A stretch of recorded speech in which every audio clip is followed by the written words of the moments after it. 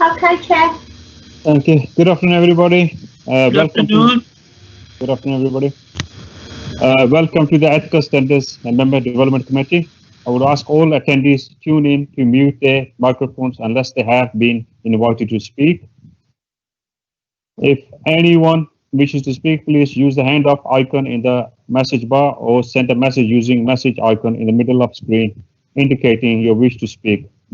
I will invite you to turn on your microphone at the appropriate point. When you are finished speaking, please remember to turn off your microphone again.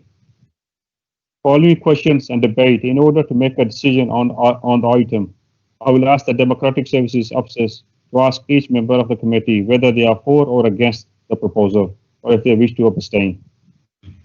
Please note this meeting is being live streamed via Council website, and also will be available to view by members of the public and the press who are allowed by law to film, audio record, take photographs, and blog or tweet during the meeting.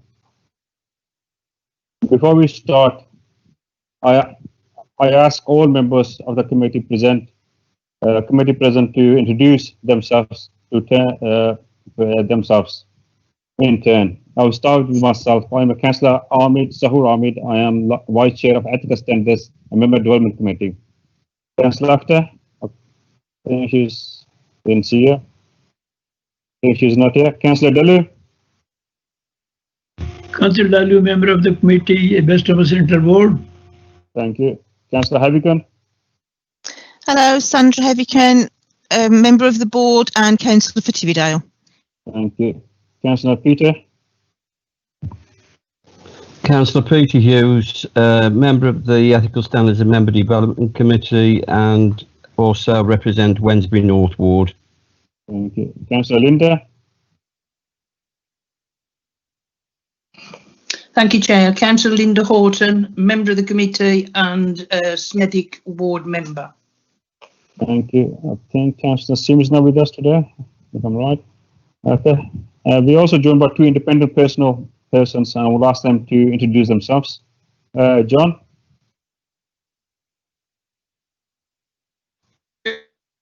Independent person. Thank you. Richard. Richard Phillips, independent person. That's good. Thank you very much.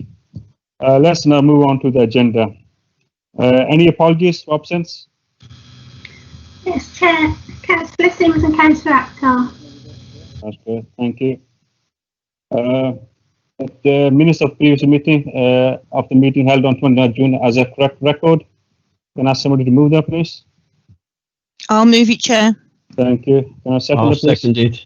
Thank you. Second it. Thank you. Okay. Chair, Yes. I have raised my hand. Oh, sorry. I can't see you all a second. I was at the meeting, but I've not been put into the attendees. Okay. That's good. Tricia, can you put that on, please? Yes, I'll make that amendment, Chair. Thank you. Thank you, Linda. Sorry, I couldn't see your hand there. I'm looking at the show participants. Oh, now I can see you. So I have to rephrase. That's good. Thank you. Okay. Item number 3. To receive any declaration of interest from members relating to any item on an agenda in accordance with the provision of Code of Conduct and Law SO 106, the Local Government Finance Act 1992. As a chair, I have a declaration in agenda item 11, and I will leave the meeting at that point. Does any other member have any interest to declare? No, I don't, Chair. Oh, I'll take it as no. Nobody else. Thank you. Item agenda 4. Any additional items, Sajid? No additional items, Chair. Oh, thank you. Just one, Peter. Pete? Yes, Chair. Can I ask you, you're going to be leaving the meeting for one of the items. Can I ask who's going to chair the meeting during that period, please? Well, I just had in my mind Sandra. Well, I mean, as a committee, you guys can decide. I don't mind doing it, Chair. I haven't got a problem. That's no problem. Okay. That's fine if everybody can second that. Later on or whatever. Yeah, it'll be fine. Yeah. Okay. Yeah, I'd agree with that, Chair. Okay. Thank you. Thank you, Linda. Okay. Okay, thank you, Pete, for that. Okay, yeah. So there's no additional items, as Sergeant mentioned, item agenda 4. Agenda item number 5, LGA Code of Conduct. Can I ask Sergeant to present the report, please? Yes, thank you, Chair. The report before you this afternoon deals with the proposed submission to the LGA Model Code of Conduct. The consultation period for comments on the code expires on the 17th of August, and in Appendix 1 to the report is the proposed response to the model code.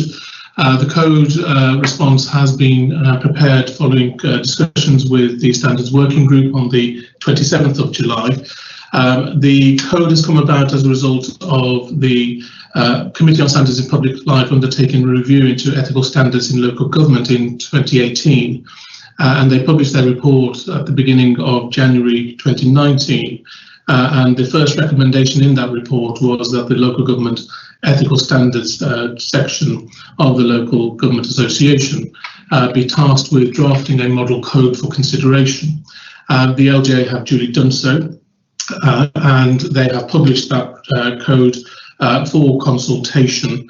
And committee members who were part of the working group will recall that we went through the various questions that the LGA asked us to answer, and views were canvassed from not only the working group but all members, who could, of course, respond directly to the consultation themselves if they so fit. The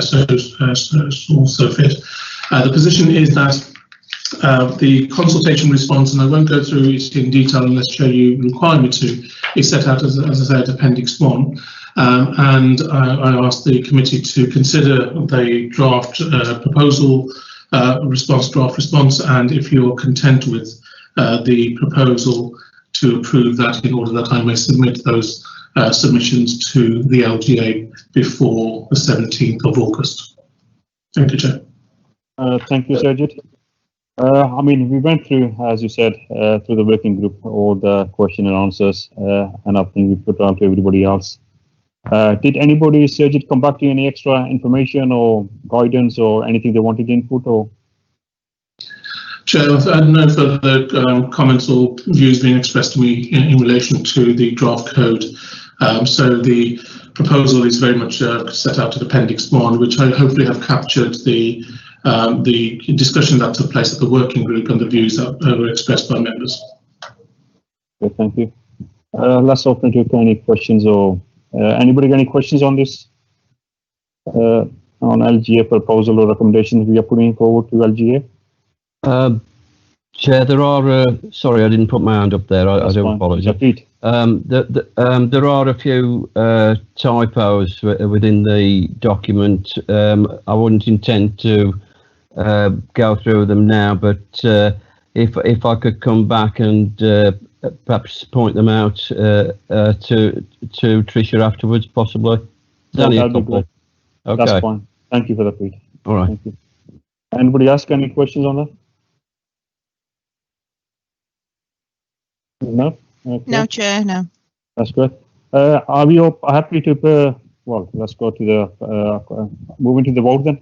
Can the document assessor call on each member, please, and ask if they are for or against regarding this proposal or recommendation we put into the LGA? Tricia? Thanks, Chair. Councillor Ahmed, are you for or against authorising the monitoring officer? Yeah. For. Councillor Davin? For. Councillor Heavycombe? 4. Councillor Horton? 4. Councillor Hughes? 4. Okay, that item's approved. Thank you. Okay, that's great. Thank you very much, everybody. Just want to move quickly to item number agenda 6, standard working group update.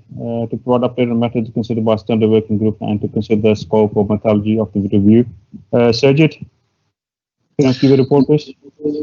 Yes, thank you, Chair. The report before committee this afternoon is a summary of some of the actions and work that the working group has done in relation to a number of specific issues, and the working group previously asked for an update to be provided in relation to some of the matters that were discussed. So the report sets out a very brief update in relation to some of the points that and issues that members have asked for an update on, and they are principally set out at paragraph 3.1 in the report, and I was just simply going to go through those very quickly with members, and then take any particular questions if members have any. In relation to the review of the Code of Conduct and arrangements for dealing with standards allegations, I think this is timely, and as I said at the working group, we have a methodology in place which has been revised and updated in light of the timetable that the LGA has published in relation to the model code, and we are anticipating the final draft of the model code being published by the LGA in September. And we are looking to then kickstart our review of the Members' Code of Conduct and the arrangements for dealing with complaints against members in the autumn, sometime in October. The timetable is set out in the appendix, and that will give us the opportunity to take stock of the model code. It also importantly gives us an opportunity to look at our current code and decide on the future direction in terms of what the council's code should look like in relation to member conduct, and also gives us the opportunity to refresh our current arrangements for dealing with standards complaints. We have dealt with a number of complaints now under these arrangements, and we've had 2 specific hearings in relation to standards matters under these arrangements in the last 3 years, and I think it's an opportune time for us to take stock and look at what's worked well and where we can add improvements and clarity to the arrangements that we have in place. So the review that will be kick-started in October will very much look to gather insight in the first instance, the experiences that people have had, both good and bad, with a view to then working up proposals in consultation with members in looking at how the arrangements can be improved, and how the arrangements with regards to dealing with complaints and sanctions, etc., can be updated. As members know, sanctions are limited. There is no power unless the government changes through primary legislation, the Localism Act, which would require amendment in order for greater teeth to be given to the sanctions regime. So we will look to review the sanctions as well as part of that review, so that there is a wholesale revisit of both code and arrangements, with a view then to bringing proposals back to this committee, and subject to the decision of this committee on any proposals, they will be making recommendations to full council, because it is a full council side decision that will be required to make any changes to both code and the arrangements that we have in place. So, Chair, in the appendix, as I say, to this report, the first appendix, we set out the timetable and the methodology for that review, and I'll be grateful if members could indicate if there's anything else that we need to include in relation to that particular review. I think it is quite comprehensive in terms of the approach, so that we do carry out a proper engaged exercise, and I can make some amendments if members so require, but then we will put that into practice in October in accordance with the proposed changes. Chair, do you want me to sort of stop on each one and then we can take questions? Would that be an easier way of managing this particular item? Let me ask if anybody got questions, or shall we go one by one, or shall we go? Hi, everybody. Just any questions so far, Sergit, on this, or once we got Linda? Chair, can I ask a question on, it's just if we're going to be doing a review, I haven't got a problem with that whatsoever. I think it is timely, but I'm a little concerned that perhaps the complaints that are already in, that have taken so long to come to an end result, may be delayed. Can you assure the committee that the complaints that we are dealing with at the moment will be heard and carried on before the actual new review is implemented, please? Thank you. Yes, Chair. I think the arrangements that we have in place in relation to ongoing complaints would follow those arrangements. Any new arrangements we put in place would need to only apply to new complaints, so there will be a start date for the new arrangements to apply, and therefore we would ensure that complaints that are being dealt with and need to be dealt with under the current arrangements will continue, and so that there will be a transitional period if that was necessary for any outstanding complaints, and any new complaints would then be subject to the new proposals once we are clear and agree a start date in relation to both code and arrangements. So yes, we would manage that if we found ourselves in that position, to ensure that there is clarity as to the arrangements that are in operation in relation to any outstanding complaints that have yet to be completed. Thank you very much for that, Sergeant, and thank you, Chair. Thank you, Linda. Peter? I'm happy with the proposed methodology. I'm just picking up on it is just an amendment to the actual main report that's coming here. 6.1.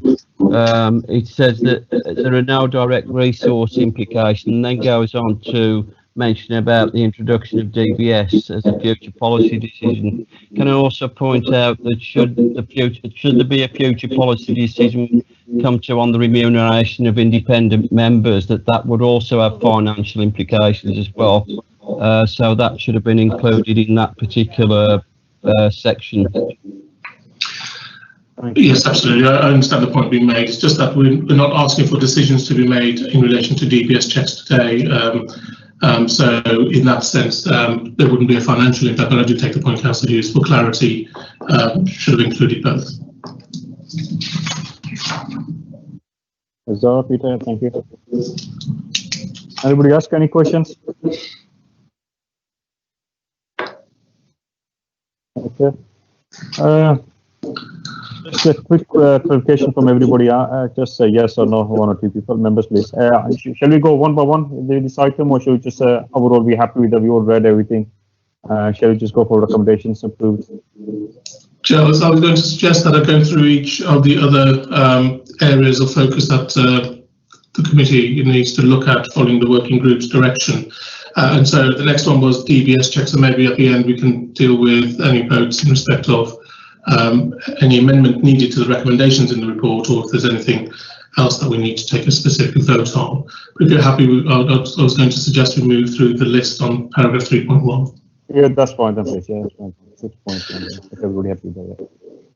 Chair, and members, there's one thing that's been outstanding for a little while in terms of DBS checks for members, and we've been seeking clarity, particularly in relation to the enhanced check.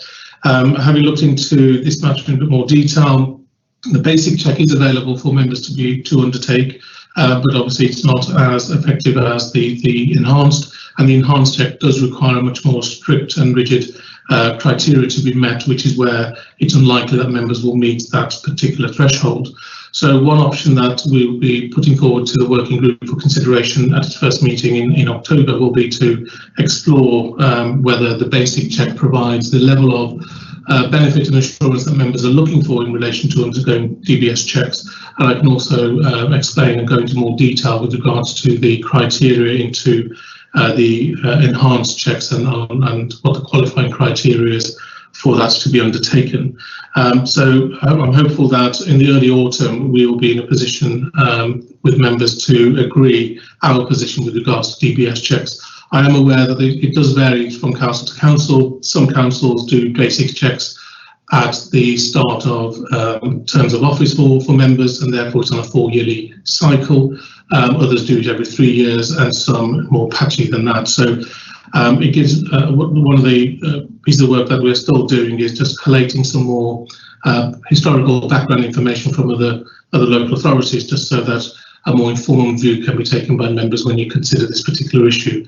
But I think the specific point that was raised at the working group on whether or not a DBS check can be undertaken, the answer to that is yes, but it would be the basic check, because it's unlikely that members will meet the threshold for the enhanced check. Unless there's any questions, Chair. Has anybody got any question on that? Nope. No question. No, Chair. No, Chair. Okay, thank you.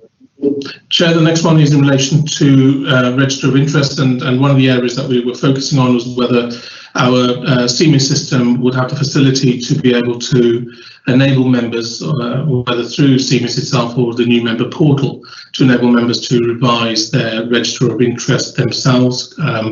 We are currently looking and exploring that option with CMIS. There is the ability to do so, but as I understand the position, CMIS are saying that whilst the functionality is there, they would need to first develop it, and that comes with a cost.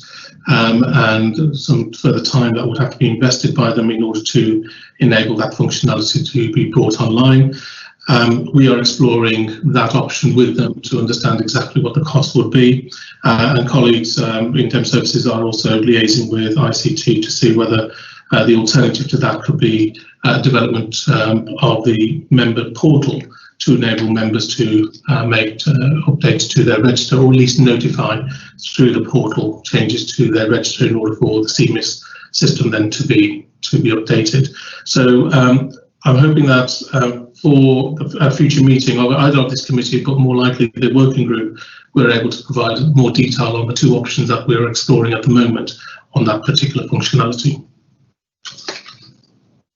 Okay, thank you. Just Sergey, what item agenda are you looking at the moment? Which one is it discussed now? There's numbers misplaced there on my system. So what number are you looking at now? Sorry, Chair, I couldn't hear you. Are you looking at the number 8, gift festivality, or which number are we looking at now? No, we're looking at, it's still agenda item 6, Chair, and paragraph 3.1 of the report. 0.1, okay. I haven't got it here, you see. Okay, no problem. I'm looking at it now. Okay, that's fine. Okay, is there anything else we can discuss on that? Huh? Okay. So, if there's no... Sorry, I was about to move on unless you have a question, Chair. Yeah, I was going to ask members if there are any questions on these items. No, I think. I haven't, Chair, no. Okay, that's good. Thank you. Can I ask overall then for all the recommendations from Surgeons to be improved? Can I ask MS Services to ask all the members, each members, please, to read their names and ask their their for or against. Thank you. So before you do take the vote, can I just run through the other 3 areas of discussion that the working group asked for further information on? And the next one was the retention policy for member registers. Again, on this particular matter, we're just putting some information together so that we can bring a further update either to the committee or the working group in relation to the proposals with regards to the Council's retention policy on retaining members' registers. There's different ways, and again, various councils have different timescales attached to their retention policies for member registers. And I was just going to pull some information together so that the working group can make a recommendation to this committee with regards to the retention period for registers. So apologies not being able to do that in advance of this meeting, but I will pull that together for the working group's consideration, either at the working group or if we have a meeting of this committee sooner, then I'll bring an update to the committee meeting. Yeah, that's good. Thank you. Next one. Next one is the casework, and there was an issue been raised around guidance with regards to information that is gathered during members' casework and when they undertake casework, and a template will be circulated. So the information governance team has been asked to prioritise this and provide a template that I can circulate to all members so that they can utilise that for when they undertake casework and their surgeries to ensure that they do comply with GDPR requirements. The vast majority of members don't require consent when dealing with personal data that's given to them. Written consent will be required when you are dealing with sensitive personal data, so medical records and information of that kind. So, but I think it was Councillor Hughes who sought some clarity in relation to this particular matter. So I'm hoping by the end of next week, then that template will be circulated to all members in relation to GDPR. Thank you. Next one, remuneration. Yes, this is remuneration for independent persons, and I'm conscious obviously we have two on this committee, but in relation to this particular issue, a piece of work is still being done in relation to understanding whether it does encourage and whether there is any merit in remuneration for independent persons. We do still have one vacancy in terms of our independent persons. The council agreed to have 3, and I'll bring a further report to the working group on this particular issue. As I say, I'm conscious that we have 2 independent persons on the committee, so I wasn't going to mention much more at this stage other than a further update will be provided to you. Okay, that's great. Has anybody got any questions or comments to raise on these matters?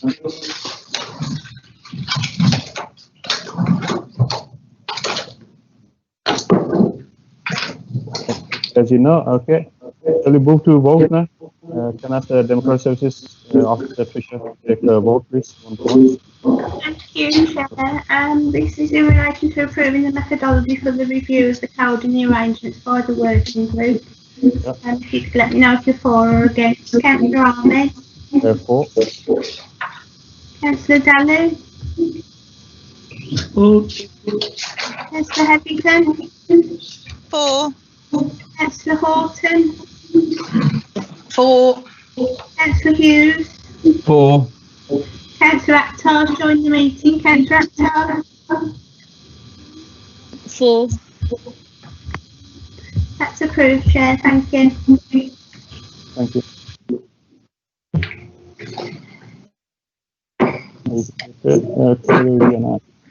Get to my agenda.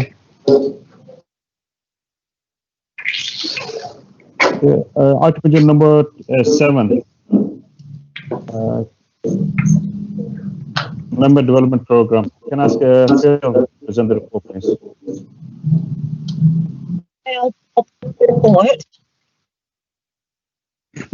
So for members' information, the report provides an update in relation to progress around elected member learning and development. I'm sure members will be familiar that as phase 1 of the programme was rolled out, preparations were being made in tandem for the development and delivery of phase 2. Absolutely integral to this development was the very constructive feedback provided by members on their experiences of the initial phase, and also personal development planning or PDP activities that were undertaken by members. You'll note from the report that there was a 73% uptake in the PDP process, which is really very positive. And I think it's also important for members to note that this had the potential to be higher if the council didn't have to redirect its attention and resources to address the COVID outbreak. I'd also like to draw the committee's attention to the increase in average attendance at workshops over the last year, which again is a significant increase in comparison to attendance in the previous 12 months. Feedback suggests that we were perhaps slightly too ambitious in our programme, and some members did report a little bit of workshop overload. And in recognition of this, and of course all members will have different learning styles, phase 2 of the programme will look to offer an enhanced catalogue of online learning and development interventions, particularly as we've seen the appetite for these gain momentum whilst we were in lockdown. Just on that point, you'll see from the report that Phil's prepared that a number of online sessions have been developed and hosted through Artemis during lockdown. Uptake has been mixed, but it is increasing, which again is a positive message. And I'm sure Phil and I would welcome the support of the committee in encouraging all members to take advantage of the Artemis catalogue.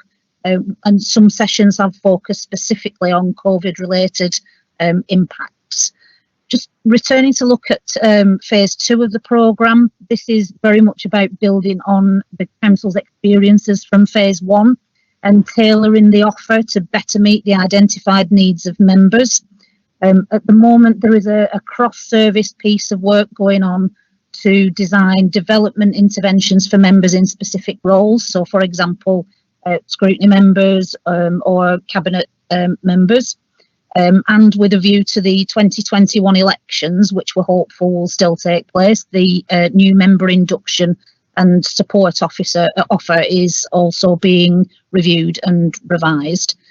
If you'd indulge me, Chair, there are two aspects I'd like to draw to members' attention, which are around the member portal and also the future ICT offer for members. So Phil has outlined in the report that we're almost ready to kickstart the member portal pilot. This involves 12 members who I think they've self-identified that they have varying levels of IT literacy. Each of the 12 members will be asked to use the portal as the sole mechanism for reporting issues into the organisation, and they will test the functionality and ease of use of the system.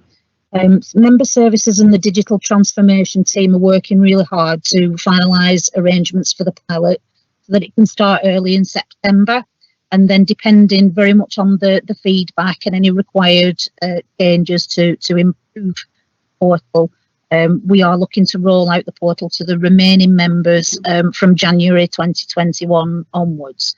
The final issue that I'd like to flag with members is the need to review the ICT offer to members.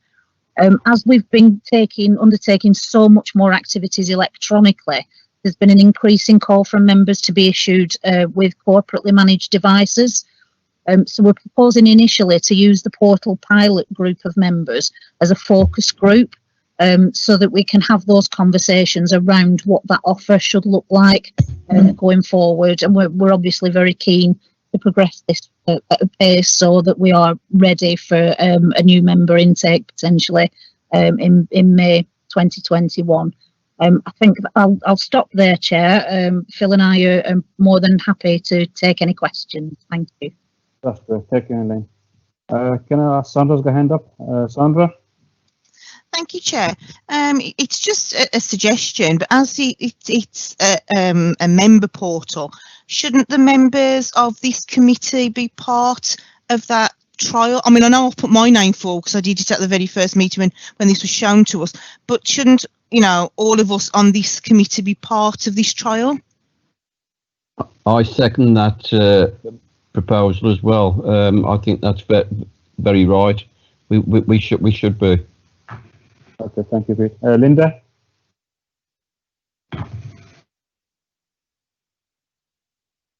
Sorry, I hadn't put the microphone on. Thank you, Chair. It's about the Artemis and the take-up of Artemis, and Phil will know that I've had problems with mine. I've actually given up now because I've made complaints about it. I've asked for help about it. I keep getting an email to tell me how to log in, and when I log in it tells me I have to download a Puffin something or other, and I say Puffin, Puffin, and when I go onto this site it tells me that it's non-existent anymore, so I can't download it. So although I would like to carry on doing Artemis because I enjoy it and it's easier for me from home than coming into the council house, I just cannot access it for love nor money, and I really would appreciate some help on that. Thank you, Linda. Before I bring Peter in, Phil, you answer some of the question over Elaine?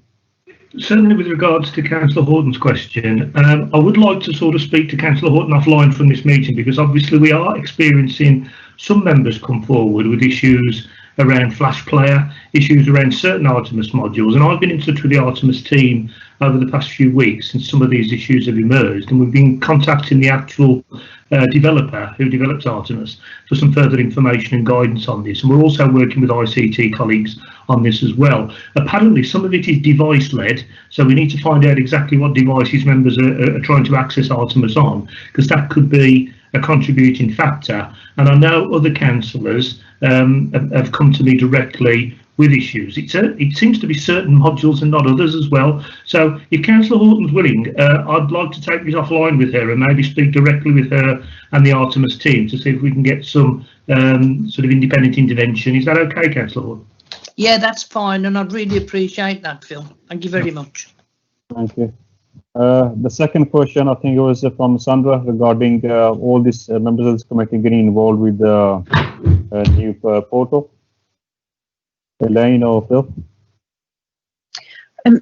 Chair, I mean, I'm conscious that there are 12 members on the pilot group already, and with the idea of keeping the group quite small, so that we can progress the portal at pace. I think Councillor Horton said then that she volunteered to be a member of that pilot group.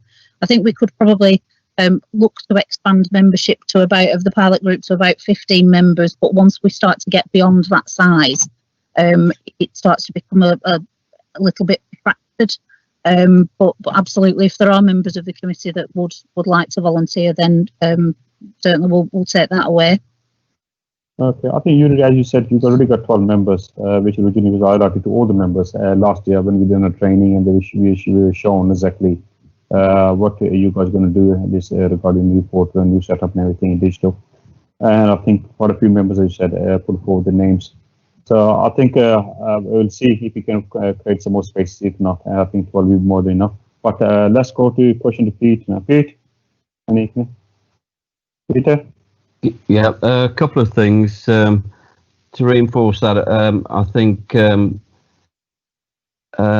Sergey would agree that if there was one person that was pushing in relation to getting a new portal or some kind of case sort of referencing system, it was me. So along with Sandra, I definitely would want to be part of that pilot. That's the first thing. Secondly, in 3.2, just one question. It talks about the LGA having maintained close contact with the programme throughout phase 1, and it talks about including peer counsellors. Now, I have no knowledge of what that involved. Who were they, and who were they? You know, in what capacity were they acting as peer counsellors, and to whom? I'd just like some information on it, really, because I haven't heard of it, and don't know what it's about, basically. Thank you. Yeah, Phil? Just to respond to Councillor Hughes, an example of that would have been the social media, understanding social media training, where the LGA provided an external consultant called Darren Caveney, who used to work for Sandwell Council as a communications manager, and he delivered the understanding social media session, but he also brought along a peer counsellor who was a very active peer counsellor in using social media in his local authority to explain and give some advice and guidance and some tips as to how he was using social media within his local authority. So when I'm referencing external courses with peer counsellors, that's an example of one that we've done. Similar ones that involved obviously the scrutiny review, where peer counsellors were brought in as part of that scrutiny review to assist in giving their advice and guidance. So we've been constantly working with the LGA on that to try and see where we can, obviously as much as possible at nil cost, bring in counsellors of that type to be able to give their enhanced view to members at Sandwell Council. That's great, thank you. Sergey, you want to come in before I bring Bob Louis? 1 second, Bob. Yes, thank you, Chair. Just on the point on numbers on the pilot, this committee is overseeing the member development programme, and the work that the subgroup that is effectively overseeing the portal development is very much still working to and falls within the remit of this group. So if members, and I think Elaine's comment is right, anything more than 15 is probably going to be more problematic, but I think members wanting to be part of the pilot, it wouldn't be a bad thing at all, because you have that first-hand experience, because ultimately the sign-off of that product and that portal will come back to this committee for approval, along with the IT kit that we would like to standardise and have conversations with members about going forward as well. So absolutely, I think it makes sense for members of this committee to be part of the pilot going forward.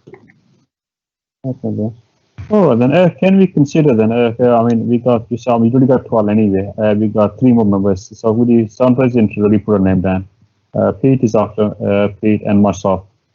3, well, let's make 3 of us now from this committee. Baba, you want to ask a question? Or there's any comments?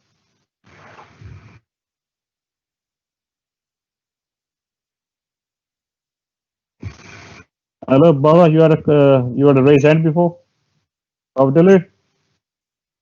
Can you hear me? Yes, just about. Yeah, go on. Members portal, there's one taking place on the 28th of this month. Are we talking about that one? That question one. Another one is a peer review, which took place last year. Are we going to have another one this year or not? Thank you. Okay, thank you. Well, can I bring you in there?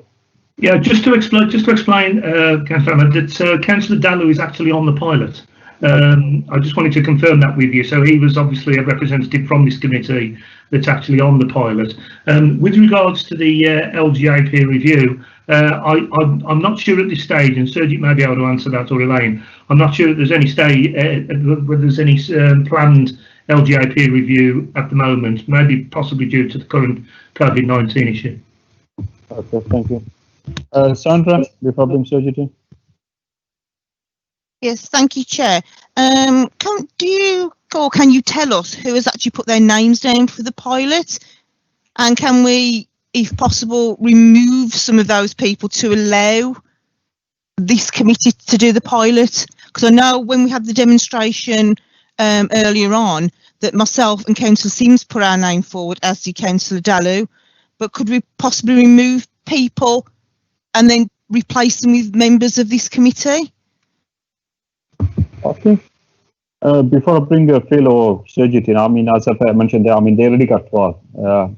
And I think your name is already there anyway, probably. So it's probably myself and Pete probably interested. If anybody has interested from this committee, and then we can consider probably to increase it. I mean, that's my answer anyway. But Phil, you want to come in there?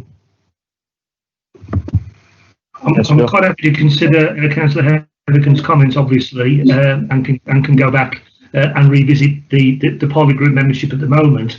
I do have a list, obviously, and the names I can of the 12 members that are currently on, as I say, which Councillor Dalu is one of them. But I can certainly revisit that list and maybe contact each individual councillor to see how committed they are to want to be on the pilot again. And obviously, because I do agree with what's been said about total membership, and I really would not want it to exceed the 15 at the moment, because, as I say, it could possibly get unmanageable. Thank you, that's fine. Thank you, Sandra. Sergio, you got anything else to say on this? Just coming back on Councillor Dalu's query around the peer review, there's no planned peer review for this year, Chair. That's good, thank you. Anybody else, any questions on this? No, okay. Phil, thank you, and Elaine for an update on this for the committee, and hopefully we'll see you later, and you will go on basically the portal thing, and hopefully we'll come back to us on that individually, and we'll take you from there. Thank you. Okay, item number 8, Gibson Spetaito. Can I have Sergio to come on up, please give us a report? Thank you.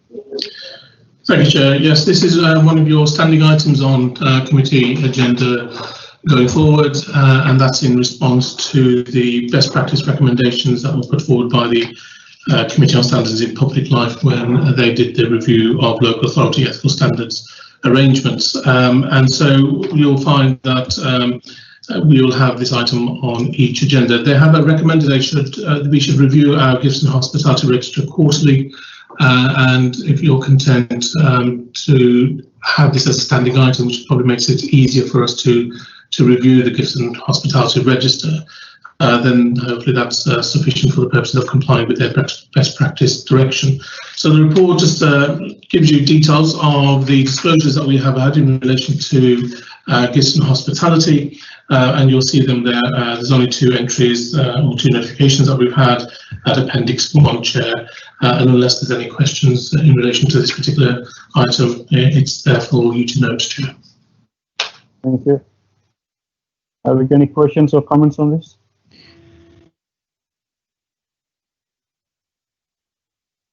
Nope, I can't see any.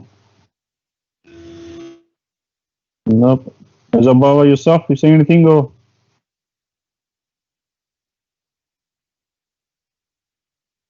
Nope, I think. Thank you for the update. Thank you. Okay. Let's move to national cases. Sergio, can I update on that, please?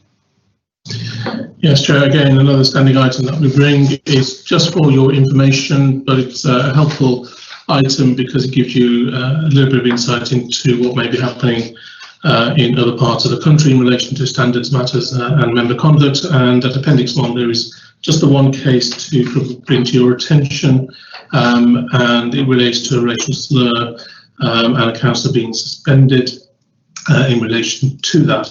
And I'm not going to go through the actual details of the nature of the case itself. It's there set out in Appendix 1, unless there's any specific questions that members wish to raise. Thank you, Chair.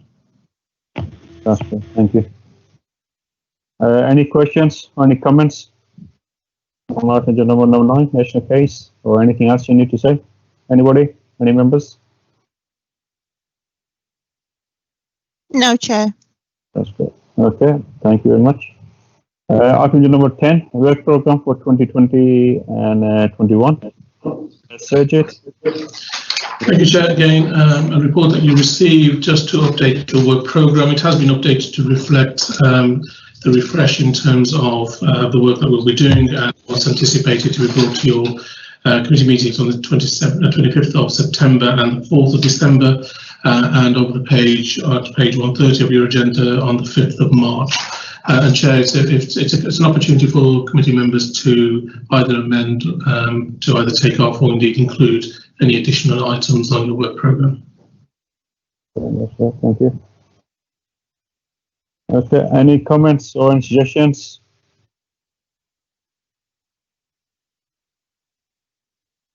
Great, we're doing very well. I must say everybody's happy with us, is it? I'll move the recommendation, Chair. Thank you, Peter. Just about to say that. Thank you. I'll second that. Thank you, Sandra. Okay, we're happy with that. Okay. Can I ask, do we need to do this one by one, Tricia, or is it everybody?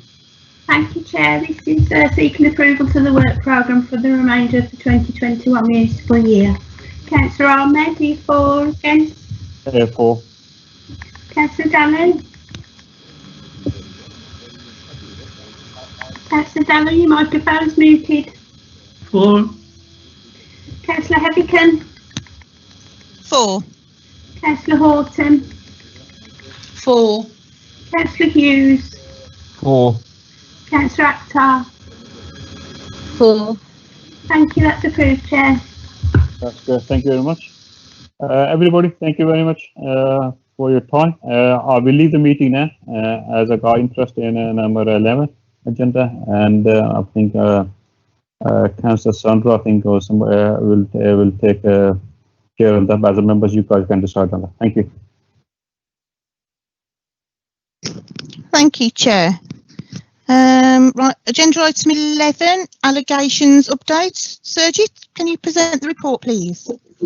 Yes, thank you, Chair. This is again the update that you receive routinely in relation to ongoing standards matters in order for the committee to have some visibility on the current matters that are being investigated and those which are being considered, which haven't necessarily reached an investigation stage and may indeed not.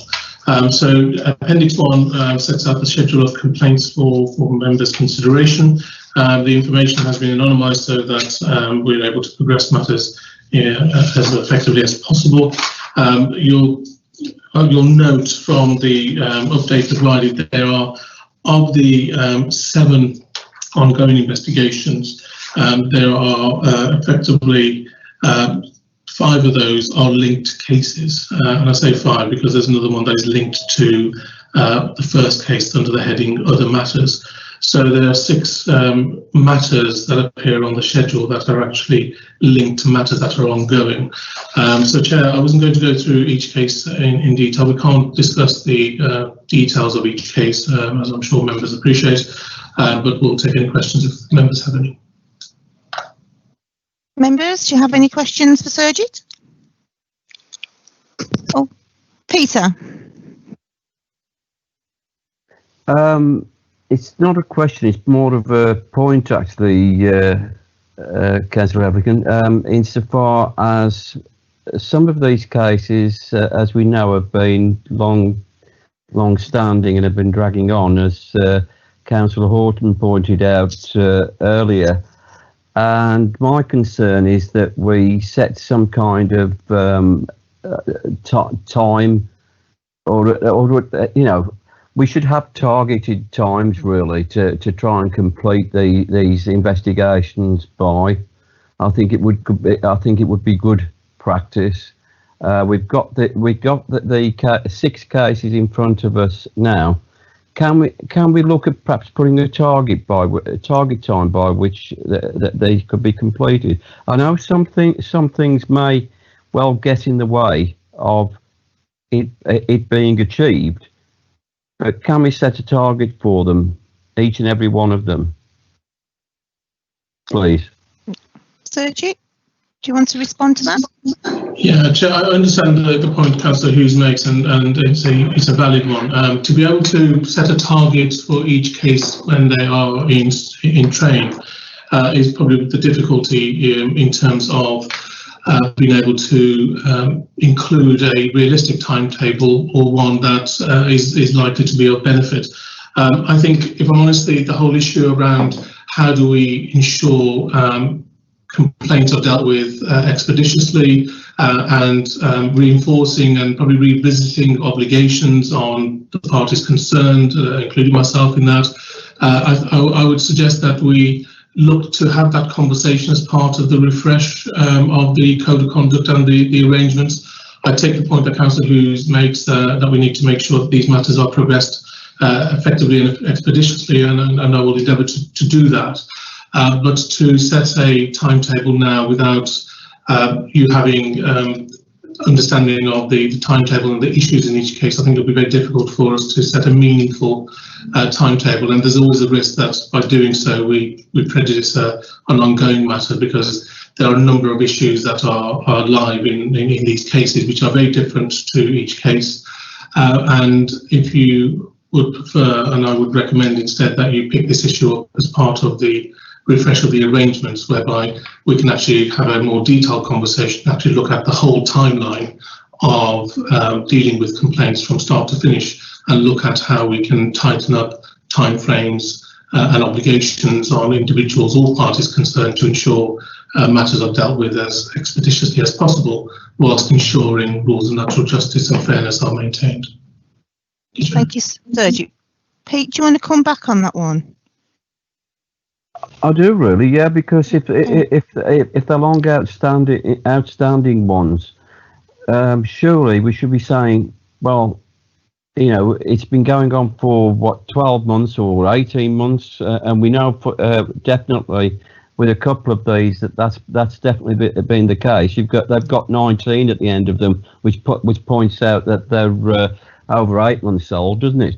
So I mean, shouldn't we be saying, all right, if not a target, we would like to think that these would, those two, for instance, that have got a 19 date, we'd like to see them completed by the end of December 2020. I mean, is that not realistic to you know, put something in which says we would like to see these cases achieved, settled by the end of this year. I mean, that's what we're here to do. We are effectively a monitoring committee, and we're monitoring the progress of cases. And to be honest with you, I don't think we should be satisfied with the progress of those two, because we're now in August, and we know full well that it's been going on much longer. So at least, you know, performance-wise, we're not doing too well, are we, with those two? So we should be saying we'd like to get them completed. And even if we said we'd like to get the others, which are 2020, completed within 3 months by the end of the year, then I don't think that's unrealistic. Chair, on that point, I think that's fine presenting in that way. Well, looking at the matters, we're anticipating that they will be completed before then. So in terms of the suggestion that Councillor Hughes makes, I don't see that prejudice in our ability to ensure matters are dealt with properly, but I take the point absolutely that we need to ensure that they are dealt with expeditiously and concluded quickly. And I'm working with investigating officers to ensure that matters are progressed in a timely way. So, let's say the comments made and indeed the proposal by Councillor Hughes, I don't have any problems with that. Do we need to go to the vote on that, Sergeant, or? Yes, Chair. I mean, it'd be a resolution essentially that the committee, in relation to the matters that are dated 2019, be concluded, or there's an expectation from the committee that they be concluded by the end of this calendar year, and other matters equally being completed, if possible, by the end of the year. But I would like to bring you a further update at your meeting on the 25th of September, where we can look at the timetable in the same way. So to take Councillor Hughes' point, I'll bring a further update and we can discuss those other cases in terms of timescale. And if we are able to give a realistic timescale which is achievable, then we can have that conversation on the outstanding matters at your meeting in September. Councillor Hughes, is that okay, or do you want to go to a vote today? I'd like to put it to a vote, please, if somebody's prepared to second me. I think each and every one of us should be looking to get them dealt with expeditiously. So, whilst I note that Sergeant will be coming back to us with a progress report at the next meeting, I think the idea that we get them all completed by the end of this year is a good one. I mean, if for whatever reason that target's not met, we'll be getting reports back presumably which indicate the reason why. That's not the reason. That's not a reason for not having a target. So, I put forward that as the purpose of it. Okay, if somebody's prepared to second me on it. Can somebody second Councillor Hughes? Yes, yeah, I would like to second Pete, if I may. Thank you, Councillor Horton. Trish, sorry, yes, sorry, Linda. Do you need to take a vote? Because I wanted to ask another question. Oh, no. Trish, should we jump onto the vote now before Councillor Horton's question? Do you want to deal with the questions first, Chair? Yeah, that's fine. Yeah, Councillor Horton. Okay. I was just looking, and I know we can't know who the people are, but I'm just looking at the two new complaints. I wouldn't want to know who they are, but surely these two complaints need to be dealt with expeditiously, if that's the right word. These can't afford to linger on. I mean, we've had cases, haven't we, where we've had MPs who have been suspended. What we don't want is for this to hit the press and bring the council into disrepute. So I'm hoping that this can be sorted out as quickly as is physically possible, if that's possible, please. Chair, if I may, just on that, I agree, and yes, they are being dealt with, and to hopefully provide some reassurance to members, I have taken on additional resources in order to assist in the work that I do in relation to monitoring officer matters and member matters, as well as wider governance issues. So I do have an individual who is currently working 2.5 days a week, and hopefully in September, the plan is then in September she will be working full time, and she will be assisting to me in my workload, and that will help ensure that matters are progressed in a timely way. So I am alive to the fact that we do need to obviously ensure matters progress in a timely fashion and expeditiously as possible. And on that basis, we have got support in for that purpose. Thank you very much, Chair. Thank you. Do we have any more questions? No. Trish, can we now go to the vote, please? Thanks, Chair. So just to confirm, the committee would like a resolution that the outstanding matters are concluded by the end of the calendar year, but Sergeant will bring a report back to the September meeting if there's any change to that deadline. He can supply the reasons why. Is that correct? Yes, that's right, yeah. Okay. Councillor Heatherton? 4. Councillor Dallin? 4. Councillor Horton? 4. Councillor Hughes? 4. And Councillor Akhtar and Councillor Ahmed have left the meeting. So that's approved. Are there any more? Oh, sorry. Are there any more questions? Even moved, and that's it. Okay, yeah, that's it. Thank you. That concludes today's business. And next meeting is the 25th of September. Thank you all for attending. Thank you. Thank you, Sandra. Thank you. Thanks, Pete. Thanks. Bye. Thank you, Sandra. Bye, Thanks, everybody. everybody. Bye, everybody. Bye.